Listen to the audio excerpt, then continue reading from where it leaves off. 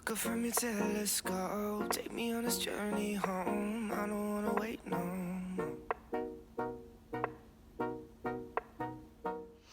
Guys, I am so excited for this next month. You don't even understand.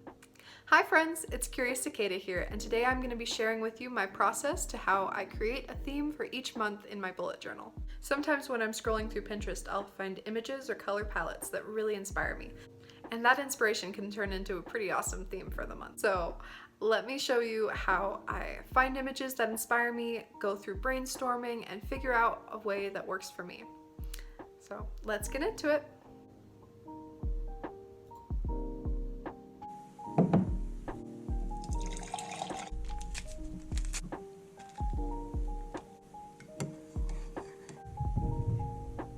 I am so excited to be able to share with you my process today. So the first thing I do whenever I'm working on a theme and trying to plan for the next month is I scroll through Pinterest. I look for a quote that clicks with me and really just sets a tone for the rest of the month. So the quote that I ended up choosing was this quote here. It says, "Don't wait for the perfect moment, take the moment and make it perfect." Whenever I'm planning a theme, I always make sure to take breaks so I can have a clear mind.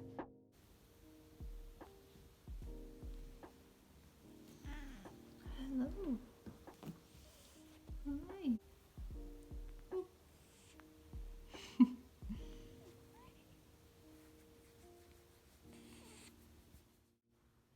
So after that, I always go back and go straight into some color palettes. So I like to keep it pretty minimal with only 2 or 3 colors, but that just for me keeps it simple for my eye and doesn't distract me. So because my theme for the month is going to be kind of moments and whimsical, I was thinking that dandelions with their little wish seeds would fit pretty well. So I ended up choosing this light blue and gray theme to go with that. I decided to use my Pentel Sign brush pens for this. They're super awesome. They have this itty bitty brush nib and they just come in the most gorgeous colors. The first thing I do whenever I'm trying to choose colors is I put all the colors I'm considering next to each other in tiny little palettes.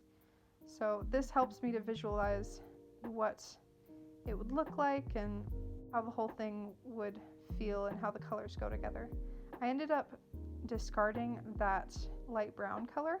I decided that it was a little too bright for the feeling I was trying to go for.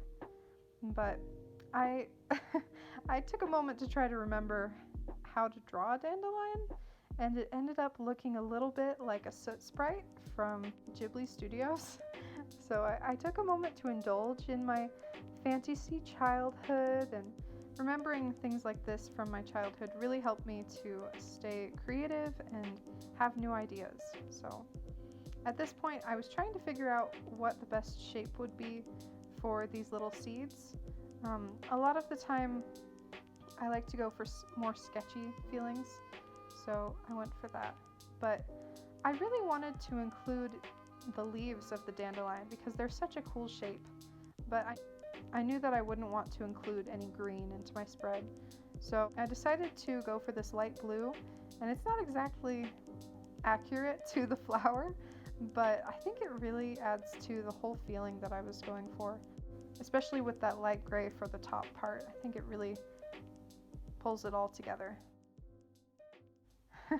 I was trying to figure out how to draw these things, and I ended up creating some sort of asparagus-like shape. But hey, asparagus are delicious, so I'm not going to complain. It's funny, when I was little, I absolutely hated dandelions. When I was little, that was my chore, was to go out in the yard and pull them from the ground and make sure that our grass yard was nice and clean. That kind of took away from the whimsy of making a wish with a dandelion, because every time I blew the seeds off, I got worried that I was planting more of these stupid plants. Maybe it's just like different flavors.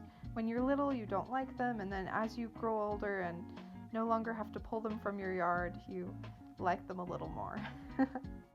These little shapes reminded me of the stars from my 2021 theme, and I thought that was a really cool parallel to pull from that. Maybe I can include this type of shape in all of my spreads in some way. I don't know, we'll see if that happens. But at this point, I was indulging in my sketchy vibes, and I like to keep things sketchy in my bullet journal, mostly because when I have everything immaculate and perfectly drawn, I always feel kind of intimidated opening my bullet journal.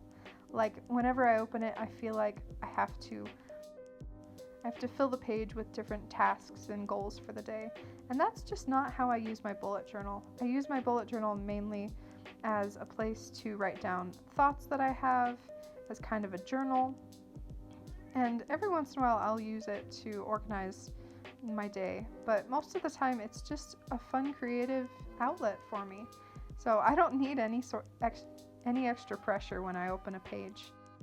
That's why I like to use these light colors as well. They're really soothing.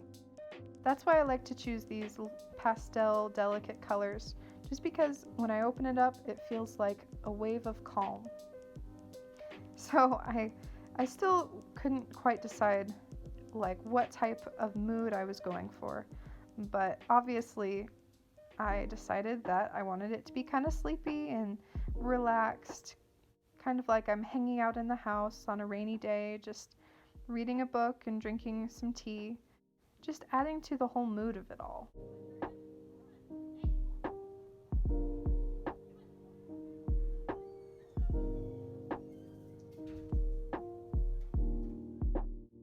At this point, I like to decide on different fonts to use. I usually keep it to one main font and then maybe an accent one. So I've noticed that fancy calligraphy, kind of delicate lettering, goes really well with a bold block. And so these are the two fonts I decided to go for with this month's theme. I chose this really tall kind of block letter and then a stretched out cursive, and I think they go really well together. I've done little mock-ups for the spreads for next month, and I think that they went really well together. I cannot wait for you to see February's spreads. I think they are so cute.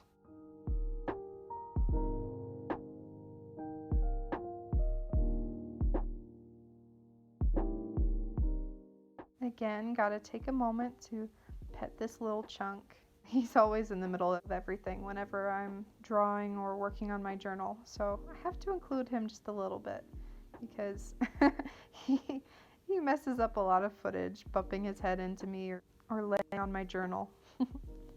So I wanted to show you kind of what my next step is, even though I don't want to show you it for this month because I still want it to be a surprise. So after I've decided the overall theme, I'll draw little rectangles for each spread, and I'll draw in these teeny tiny little just thumbnails, mock-ups of what it will be. And you can see here how I have the little tiny thumbnail of the page and then the finished page right next to it. So I mess around with fonts here and I figure out sizing. Say hi. Hello. Oh, hi. Well, I had fun. I hope you had fun. I hope this will help. It's kind of hard finding inspiration, but it doesn't have to be. So, good luck with making all your beautiful spreads. I'll see you guys later. Bye. Look up from your telescope, take me on this journey home. I don't wanna wait no more. You already got fed. Silly. Lay me down behind the moon, tell me you'll be on us soon. I don't wanna wait no more. We could be dancing in the stars, we could be floating on a wave.